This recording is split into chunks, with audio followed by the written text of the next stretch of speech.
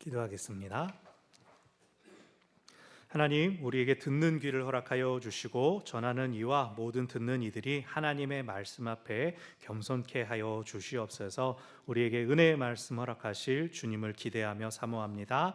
예수님의 이름으로 기도합니다. 아멘. 저는 우리 교회가 후원하는 라이프 오프 자살 예방 센터에 소속된 강사입니다. 외부 강의는 이제 시간이 맞지 않아서 못 다니고 있지만 지난 수요일에 자살 유족 협회와 공동으로 주최한 모임을 다녀왔습니다. 우리나라는 OECD 가입국 중에 자살률이 1위입니다. 10만 명 중에 29명이 2024년 통계로 자살했는데 똑같은 해에 OECD 평균은 10만 명당 11명이었습니다. 우리나라의 자살률이 2배 이상으로 월등히 높은 겁니다. 이 사고와 달리 자살은 전후 사정을 다 살필 수가 없습니다. 유서를 남기는 경우는 10%에 불과하기 때문에 갑자기 이제 사고가 일어나면 왜 그랬는지 이유를 거의 알 수가 없습니다. 그래서 일이 생겨도 쉬쉬하고 덮고 가족들은 왠지 죄인처럼 여겨지고 그런 분위기가 있었습니다. 보수적인 교회에서는 아예 자살하면 지옥 간다 이랬죠. 그렇게까지 이제 절대 하지 말라를 강조하는 그런 내용이었습니다. 일단 우리 성도들께서는 자살하면 지옥 갑니까? 그거 우리는 모릅니다. 우리는 말할 수 없습니다. 천국 가고 지옥 가는 건 하나님께 달려 있으니 우리가 판단하고 정죄할 것이 아닙니다. 더 중요한 것은 무엇이냐면 남은 사람들입니다. 한 사람이 자살하게 되면 가족과 친구, 가까운 사람들 평균 6명 정도의 자살 유가족이 발생하게 됩니다. 큰 트라우마를 겪게 되죠. 그래서 자살하면 지옥 가느냐? 그것은 알 수 없지만 분명히 알 수 있는 건 거기에 지옥이 하나 생긴다는 거, 이게 확실합니다. 자살 유족 협회는 그동안 터부시 되었던 이 문화에 저항하고자 유족들이 서로를 드러내고 위로하고 격려받고자 최근에 설립되었습니다. 지난 수요일의 모임도 자살, 말할 수 있는 죽음이라고 해서 전문가의 강연을 듣고 또 유족들의 대담을 경청하는 자리였습니다. 그 중에서 한 분이 이제 본인 얘기를 들려주셨습니다. 큰아들이 친구들이랑 놀러 갔다 온다. 그래서 잘 다녀와 사랑해 아들 이러면서 23살 아들을 잘 연락을 끊었는데 며칠 후에 충남 보령에 있는 경찰서에서 연락이 와가지고 아들이 친구들과 함께 동반 자살했더라, 모텔에서 발견되었다 연락이 왔습니다. 근데 가보니까 누군지도 알지 못하는 사람들이었습니다. 왜 그랬을까? 몇 년이 지나서야 아들의 물건을 다 치우지 못한 중에서 우울증으로 인해 정신과 치료를 받은 것을 나중에 발견하게 되었습니다. 자신을 자책했던, 왜 내가 그걸 몰랐을까 자책하는 일과 별개로 더 큰 일은 남은 둘째였습니다. 형이 세상을 떠날 때 중학교에 막 입학했던 둘째 아이는 학교가 1교시, 2교시만 끝나면은 막 헐레벌떡 숨이 차서 집에 뛰어 들어오는 겁니다. 혹시 엄마한테 무슨 일이 생겼을까 봐, 혹시 엄마가 걱정되는 마음에 학교에도 적응하지도 못하고 청소년 시기를 그렇게 그냥 시간만 겨우 보내고 지금은 형보다도 나이가 더 먹었는데 이제 은둔형 외톨이가 되었습니다. 집 밖을 전혀 나가지 않고 엄마는 그저 나는 게임하는 네 뒤통수만 볼게, 문을 잠그지만 말아다오. 엄마가 언제든 문을 열 수 있게 해다오. 밥도 다 갖다 줄 테니까 네 자리에 있는 것만 보게 해다오. 아들도 엄마가 이제 바깥 일이 있어서 외출하면은 전전긍긍하며 문자 보내고 전화해서 어디 있냐고 확인하고 있으면서도 정작 자기는 방안을 벗어나지 못하고 있습니다. 그랬더니 엄마도, 하지만 지금은 이제 생명의 전화나 자살 예방 상담센터에서 상담하는 일들, 자원봉사를 하면서 그런 모임을 통해 다른 유족들을 격려하고 위로하는 일들을 앞장서고 있었습니다. 그분이 자살 유족 협회 부회장이셨어요. 여러분, 이 기회를 통해서 아시기를 바라는데 극단적 선택이라는 말은 언론에서 지금 퇴출되는 분위기입니다. 그 사람이 내몰려서 이 선택을 했다, 그렇게 보지 않습니다. 요즘 쓰는 말은 심신상실로 인한 사고라고 부릅니다. 심신미약이라는 표현들을 많이 알지 않습니까? 우울증을 앓는 사람들은 심리적으로 자기 주도권을 잃어버립니다. 그래서 심신을 상실한 상태에서 사고를 당하게 되는 거, 요즘은 이제 그렇게 규정합니다. 천재지변이 덮친 것처럼, 교통사고가 일어난 것처럼 그가 당한 사고라고 하는 겁니다. 뭐 10년이 지나고 20년이 지났어도 유족들이 그 슬픔과 절망에서 쉽게 벗어나지 못합니다. 웃어도 웃는 것이 아니고 큰 구멍 나 있죠. 그걸 안고 그냥 살아가야 하는 것입니다. 교회의 도움을 받아본 적이 있느냐? 근데 교회에서 품기도 쉽지 않고 또 본인들도 마음을 열기가 어렵다고 해요. 위로하는 말이라고 던졌는데 그 마음도 알겠는데 자신은 못 견디는 거죠. 혹시 우리들 가운데에도 고민이 있거나 혹은 가까운 이가 어려움을 겪고 있다면 109 전화번호 109번을 기억하십시오. 상담을 받을 수가 있습니다. 또 성도가 아니라도 아는 분이 자살 유족이다 혹은 자살에 대해 걱정하고 있다라는 분이 있으면 제가 연결을 해드릴 수가 있습니다.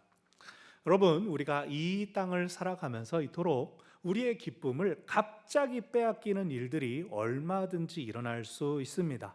그러나 그것 때문에 두려워하고 염려하기보다는 그렇다면 무엇이 우리의 기쁨이 될 수 있을까? 결코 흔들리지 않고 빼앗기지 않는 기쁨의 원천은 무엇일까? 오늘 말씀은 설교 제목처럼 여호와로 인하여 기뻐하는 것이 너희의 힘이다라고 하였습니다. 말씀을 통하여 그것을 확인하고 또한 기억하는 시간이 되기를 바랍니다. 아멘. 느헤미야 8장에는 학자요 제사장인 에스라가 등장합니다. 실제로 느헤미야 에스라는 다른 시대 사람입니다. 40-50년 후에 에스라가 나타나기 때문에 오늘 8장은 에스라 시대에 있었던 일이 느헤미야서에 기록되었거나 혹은 느헤미야 총독 때 있었던 일을 이 에스라의 이름을 빌려서 한 것으로 기록한 것입니다. 에스라가 느헤미야보다 후대의 인물이기 때문에 아마 에스라서가 기록될 때 이미 있었던 느헤미야서에 편집이 가해졌을 것입니다. 제가 가끔 성경에 막 숫자가 부풀려진 거예요, 이거 편집된 거예요, 나중에 고쳤어요 라고 하니까 성경에 오류가 있다라는 뜻일까요? 여러분, 성경에는 오류가 없습니다. 그런데 성경책에는 오류가 있습니다. 이 차이를 잘 기억하십시오. 우리가 믿는 하나님이 히브리어로 말하는 하나님이라서 이스라엘 백성을 선택하셨겠어요? 우리가 하나님의 음성 못 듣는 이유가 외국어라 못 듣습니까? 그런 거 아니죠. 조금 분위기를 밝게 하기 위해서 우스개 농담 한마디. 어떤 학생들이 지방에 사투리를 수집하려고 충청도로 내려갔습니다. 그래서 동네 어르신을 만나서 아유 어르신, 요즘도 사람들이 사투리 많이 쓰나요? 여쭤봤더니 막 웃으면서 아니 요즘은 TV 다 보니까 표준말 알지 누가 사투리를 쓴다 그래요 이렇게 대답을 했다고 합니다. 사람의 생각이나 문화, 말, 이 모든 것들은 한계가 있습니다. 그러니 사람들에 의해 기록된 성경책에도 한계가 있을 수밖에 없습니다. 하지만 이것이 담고 있는 내용, 이 안에 담겨져 있는 하나님의 역사에는 한계도 없고 오류도 없습니다. 길을 가다 보면 이단이나 사이비들이 붙잡고 성경에 오류가 있다는 사실을 알고 있습니까? 몰랐으면 그걸 보충한 자기들과 성경 공부를 하고 어쩌고 그러면은 성경책에는 오류가 있어도 하나님의 말씀 성경에는 오류가 없다고 우리 목사님이 그랬어요. 그러고는 그냥 싹 지나치시면 되지 뭘 또 진짜요? 목사님한테 말해줘야지. 쫓아가지 마십시오. 자, 오늘 말씀 느헤미야가 6째 달에 성벽 공사를 마쳤다. 그리고 포로에서 귀환한 유다인들이 각자의 성읍에 잘 살고 있다라는 배경에서 출발합니다. 예루살렘의 성벽이 복구되었으니 사람이 그 안에 살만한 성이 되었고 성전에 이어서 성벽까지 재건되었으니까 이제 겉모습은 멀쩡해졌습니다. 이제 내실을 갖추어야 하는 것이죠. 하지만 말씀드린 것처럼 실제적인 시기는 느헤미야 당시가 아니라 지지난주에 살펴보았던 에스라 7장에서 10장, 한 기원전 400년쯤의 시대였을 것입니다. 에스라가 울면서 회개하고 백성들이 하나님의 말씀을 다시 잘 듣고 말씀 중심으로 우리 삶 전체를 바로 세우자 하는 움직임이 일어났을 것입니다. 2절을 보니까 7째 달 초하루라고 합니다. 7째 달 초하루는 유대인들에게는 새해 첫날입니다. 원래 초하루가 되면 새해 초하루에는 나팔을 불며 기념하는 나팔절이 있는데 오늘 말씀에서는 나팔 소리가 아니라 말씀을 낭독하는 소리에 귀를 기울입니다. 3절을 보니까 새벽부터 정오까지 말씀을 읽었다. 몇 시간, 한 6시간 정도가 걸렸다는 거죠. 오늘 본문에서 말씀, 율법책이라고 하는 것은 히브리어로 토라, 우리가 가지고 있는 성경의 모세 오경입니다. 제가 우리 교회 부임하기 전에 내 목소리로 된 오디오 성경 한번 해보겠다. 그래서 구약 성경을 다 녹음을 했어요. 근데 이제 이걸 하면서 모세 오경을 다 읽을 때 얼마나 걸릴까 시간을 봤더니 14시간 정도가 걸리는 거예요. 6시간 만에 다 읽었다고? 그러면 에스라가 말이 굉장히 빨랐거나 아니면 이제 율법에 대한 출애굽기, 레위기, 신명기 이렇게만 읽었을까? 혹시 여러분 불면증 있으신 분들 계시면은 제가 녹음한 유튜브 링크를 드리겠습니다. 아주 그냥 저희 어머니도 주무시고 저희 아버지도 주무시고 저도 확인하다가 졸고 그럴 정도입니다. 필요하면 말씀하세요. 근데 더 놀라운 건 이 6시간 가까이 에스라가 말씀을 읽었을 뿐만 아니라 그동안의 백성들도 다 서서 그 말씀을 듣고 있었다는 겁니다. 말씀에 대한 존경심을 드러내는 것이죠. 교회 전통 안에는 성경 봉독이 있을 때 자리에서 일어나는 전통이 있었습니다. 하나님의 말씀이 이 자리 우리 가운데 임하니 우리가 일어나서 그 말씀을 받듭니다라는 뜻이죠. 에스라가 앞에서 히브리어로 된 토라를 읽을 때 7절, 8절을 보니까 제사장들, 레위 사람들이 그들에게 율법을 깨닫게 하였다. 백성들에게 율법을 깨닫게 하였다. 이건 옆에서 성경 공부하면서 막 주석이 어쩌고 이렇게 한 게 아니라 아람어로 통역해 줬다는 뜻입니다. 포로로 끌려가고 디아스포라로 있다가 돌아온 유대인들은 히브리어, 고유한 언어가 아니라 거의 세계의 공용어였던 아람어에 훨씬 익숙했기 때문입니다. 여러분 목장이나 또 여러 가지 기관들 모임 가지실 때 설교하거나 성경 공부하는 일은 조금 피하시기를 바랍니다. 앞에서 인도하시는 분들이 공부도 하시고 유튜브 보시고 준비 더 많이 할 말거리 이렇게 준비하시는 것도 좋긴 한데 더 건강한 것은 말씀 자체를 함께 읽고 또 각자의 반응을 나누는 것입니다. 여러분 주보 안쪽에 보면 성경책에 나오는 질문 그대로 문자 그대로 쓸 수 있는 몇 가지 질문들 있고 글만 읽을 줄 알면 다 쓸 수 있습니다. 찾아서 쓸 수 있습니다. 더 중요한 것은 그 뒤에 나누는 나눔이죠. 내 마음과 생각에 깊은 울림을 준 것은 무엇입니까? 하나님의 은혜와 용서를 기뻐함으로 다시 살아갈 힘을 얻은 경험이 있습니까? 라고 하여서 말씀에 대한 성찰과 또한 나눔들, 그것이 훨씬 중요합니다. 이 앞에 서신 분들이 잘못됐다가 아니라 앞에 서신 분들이 워낙 잘하시고 훌륭해지시니까 자꾸 이 리더에 대한 상한선이 올라갑니다. 저는 성경 몰라서 설교 못해서 목자 못해요, 무슨 회장 같은 거 전 못해요. 이거는 리더십에 대해 오해하시는 것이죠. 진리는 오직 하나님의 말씀입니다. 말씀 잘 읽으시고 말씀 읽어보니까 나 이런 적 있었는데 나 이런 적 있었는데 당신은 어떻습니까? 무슨 생각이 떠오릅니까? 이걸 쌓아가야 됩니다. 그래서 우리 교회는 본문이 길어도 되도록이면 그것을 새벽에도 다 같이 읽고 수요일도 다 같이 읽고 오늘도 제가 다 읽으려고 합니다. 왜? 이 시간에 가장 중요한 진리는 하나님의 말씀이기 때문입니다. 그렇게 말씀만을 들었는데 백성들이 9절에서 울기 시작합니다. 이 말씀대로 살지 않았던 조상들의 죄, 우리들의 죄, 이런 것들이 떠오른 것입니다. 율법에는 하나님께서 무엇을 원하시는지 이렇게 해라 저렇게 해라 다 가르쳐 주셨는데 내가 어떻게 살았는가 되돌아보니 하나님께서 원하시는 대로 살지 않았던 겁니다. 슬퍼하며 우는 백성들을 에스라와 제사장 레위인들이 위로합니다. 오늘은 하나님의 성일이니 슬퍼하지 말고 울지 말라. 총독도 말합니다. 여기에는 느헤미야가 나오지만 다른 사람이었을 것입니다. 10절 가서 살찐 것을 먹고 단 것을 마시되 준비하지 못한 자에게 나누어 주라. 이날은 우리 주의 성일이니 근심하지 말라. 여호와로 인하여 기뻐하는 것이 너희의 힘이니라. 말씀을 들음으로 그들의 죄가 떠올라서 부끄러워하고 슬퍼했지만 하나님의 말씀은 슬픔보다도 앞으로 잘 하라는 위로와 격려를 위한 것이니 잘 먹고 마시고 또 그것을 나누면서 하나님을 기뻐하는 일에 집중하자라고 합니다. 백성들이 이 말씀에 순종해서 12절 먹고 마시며 나누어 주고 크게 즐거워하였습니다.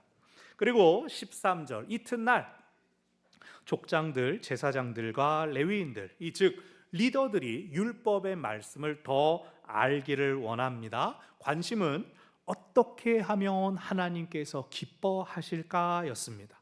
광야 시대 수백 년 전에 우리에게 주신 말씀, 오늘 우리가 어떻게 지키고 어떻게 순종할 수 있을까요?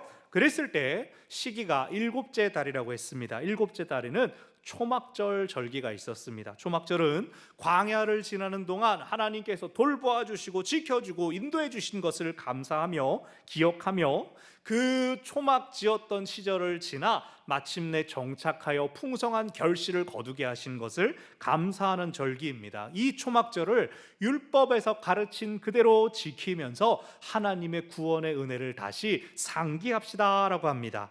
그래서 15절을 보면 여러 종류의 나무들, 감람, 들감람나무, 화석류나무, 종려나무, 여러 무성한 나무가지들이 나오는데 주로 과실수의 나뭇가지들입니다. 열매가 이제 주렁주렁 맺혀 있으면 하나님의 은혜의 결실이 눈에 더 선명했겠죠. 그렇게 모든 백성들이 지붕 위에 지었다라고 하는 것은 옥상을 이야기하는 것이고, 자신들의 모든 외부 공간, 뜰이나 광장에 이런 데다 초막을 짓고 절기를 크게 지키는데 17절을 보니까 여호수아 때로부터 그날까지 이같이 행한 일이 없었다라고 나옵니다. 이같이 행했다라는 것은 규모나 열정을 이야기하는 것이 아닙니다. 오늘 8장에는 전반부에는 토라 낭독이 나오고 후반부에는 초막절을 지키는 것이 나오고 있죠. 모세가 신명기 31장에서 매 초막절마다 토라를 낭독하여 듣게 하여라 라고 했는데, 그것이 왕국 시대 이전 시대에는 잘 지켜지지 않았던 것 같습니다. 아마 일부 부분만 읽고 그냥 형식적으로 지나갔던 것 같습니다. 이 언급이 여기 들어가 있는 이유는 모세 이후로 율법을 철저하게 지킨 인물이 누구다? 에스라였다라고 하는 것을 전하는 것입니다. 바벨론 포로에서 돌아온 것을 제2의 출애굽이라고 보통 부르는데, 첫 번째 출애굽에서 모세가 했던 것, 율법을 전수하고 가르치고 지키게 했던 삶을 했던 것은 성전을 재건한 스룹바벨이나 성벽을 보수한 느헤미야가 아니라 바로 에스라였다라고 오늘 본문은 보여주는 것입니다.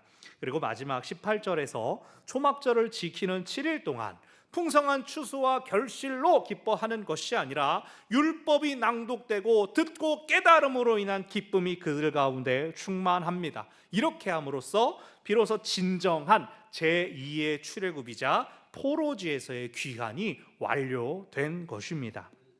사랑하는 여러분, 오늘 참된 기쁨의 근원이 무엇이라고 했습니까? 여호와로 인하여 기뻐하라, 그것이 너희의 힘이라 했습니다. 그런데 여호와로 인하여 기뻐하는 것은 감정을 고조시키는 음악, 비트, 그런 찬양이 아닙니다. 여호와를 기뻐하는 것은 풍성한 소출이나 건강에 대한 기도 응답도 아닙니다.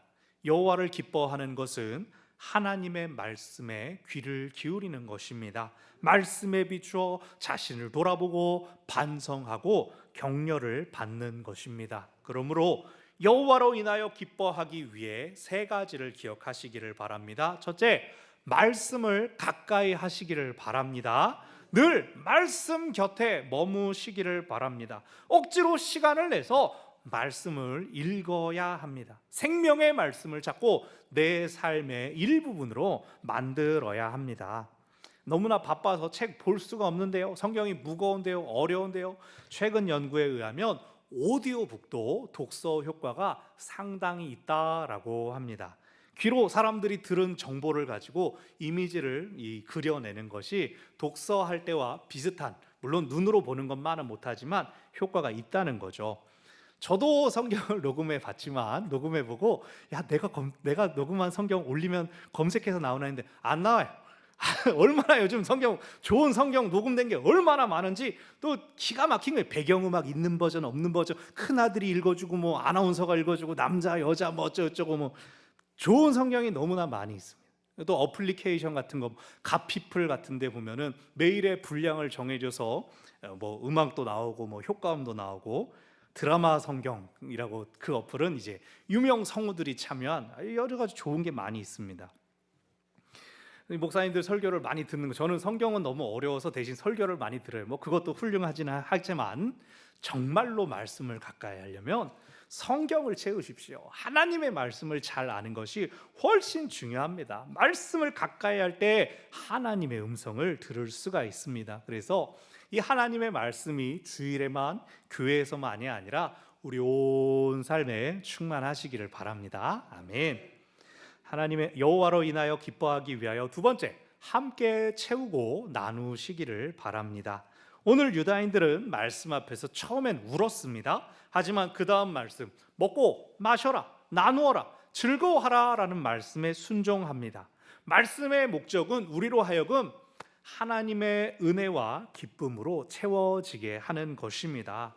하나님 아닌 다른 것들로 우리가 채워져 있었구나, 그것을 깨달았을 때는 슬퍼했지만 눈물로 그것을 털어버린 이들은 이내 기쁘게 말씀에 순종함으로 자신을 채웁니다. 단순히 아이고 살찐 것 먹고 단 것 먹으면 기쁘겠지, 그것이 아니라, 배불러서 힘을 얻는 게 아니라 여호와를 기뻐함으로 힘을 얻는 것을 구체적으로 실천한 것입니다. 그 기쁨은 독점되거나 제한되는 것이 아니기 때문에 부족한 자들, 없는 자들에게서는 나누어 주고, 또 그 말씀에 순종함으로 인한 기쁨이 더 넘쳤습니다. 하나님의 말씀이 어떤 사람들의 권리나 자격처럼 여겨졌을 때 교회는 부패했고 말씀의 역사가 사람들로부터 멀어졌습니다. 바리새인들이 그랬고 로마 카톨릭이 그랬습니다. 원래 바리새인들은 오늘 에스라처럼 말씀 그대로를 순종하여 사는 거룩한 열정가들이었습니다. 또 원래 로마 카톨릭의 수도사들은 세상을 등지고 오직 말씀과 기도에만 전념하는 사람들이었습니다. 시간이 흐르면서 그들이 변질될 때 말씀이 권력이 되고 무기가 되었습니다. 하지만 하나님의 말씀은 모든 이들을 위한 것입니다. 모든 일을 살리고 모든 일을 채우고 모든 일을 일으키시기 위한 것입니다. 누구도 하나님의 말씀 앞에서 자신의 지식을 자랑할 수, 뽐낼 수 없습니다. 설교자인 저조차도 늘 경계하며 조심하는 것이죠. 설교 마치고 사역 마치고 은퇴하고 나서 나는 없고 오직 하나님의 말씀만 남기를 저는 꿈꿉니다. 하나님의 말씀으로 함께 채워지고 또 말씀을 나누는 우리 모두가 되기를 바랍니다. 아멘. 여호와로 인하여 기뻐하기 위해 세 번째, 감사로 충만하시기 바랍니다. 아멘. 말씀을 받은 유대인들이 제일 먼저 순종한 말씀은 절기, 초막절을 지키는 것이었습니다. 근데 특별히 일주일 내내 말씀을 듣는, 말씀으로 채워지는 초막절을 지킵니다. 받고 누린 것이 많아서 감사드리는 초막절이 아니라 하나님의 말씀이 우리를 붙들고 이끌어갈 것을 기대하는 감사의 절기였습니다. 그것이 바로 하나님께서 모세를 통하여 명령하신 것이었습니다. 너의 손이 가득한 곳으로 감사할 것이 아니라 하나님의 말씀이 광야에서 그리고 지금도 함께 하심으로 감사하라. 그것을 절기 동안에 듣고 기억하고 지키라는 것이었습니다. 확인하라는 것이었습니다. 마치 조상들처럼 광야에서 초막에 거주했던 그 때처럼 오직 말씀에 의지해야 먹고 살 수 있었던 그 때처럼 말입니다. 무언가가 채워질 때까지 기다렸다가 감사하지 말고 앞으로를 기대하며 감사하시기를 바랍니다. 여러분 온라인 쇼핑하지 않습니까? 물건 온 다음에 결제합니까? 올 줄 믿고 선결제하고 물건 안 받았지만 미리 좋아요, 별 5개 드립니다, 다 그러잖아요. 하나님은 그러면서 은혜에 대해서 우리가 선결제하고 감사로 선결제하고 은혜를 받자고요. 하나님은 우리가 감사한 것 이상으로 채워주시는 분이십니다. 그러므로 말씀으로 기뻐하고 말씀으로 감사하시기를 바랍니다. 아멘. 말씀을 정리합니다. 오늘부터 새로운 교회력이 시작되었습니다. 말씀이 육신이 되어 우리 가운데 오신 주님을 기다리는 절기입니다. 세상 권력에 오래 압제되어서 하나님의 약속도 희미해져 갈 때 말씀이 사람들에게로 내려오셨습니다. 우리도 날이 갈수록 기쁨과 즐거움보다는 문제와 어려움이 쌓이는 것 같습니다. 좋은 날이 오면 기뻐하리라 기다림에도 지쳐갑니다. 하지만 우리가 힘을 얻는 것은 내게 일어나는 좋은 일이 아니라 하나님께서 우리와 함께 하신다는 약속의 확인을 통해서입니다. 말씀이 우리 가운데 오셨고 말씀이 우리 가운데 다시 오실 것입니다. 그러니 여호와로 인하여 기뻐하시기 바랍니다. 말씀을 가까이 함으로 함께 채우고 나눔으로 감사함으로 하나님께서 주시는 힘을 얻는 우리 모두가 되기를 바랍니다. 아멘. 기도하겠습니다. 하나님, 사람을 보며 이 땅을 바라볼 때는 우리가 다 감사하기가 어렵지만 오늘 주께서 주시는 말씀 의지하여서 여호와로 인하여 기뻐하며 하나님께서 주시는 힘을 공급받기를 원합니다.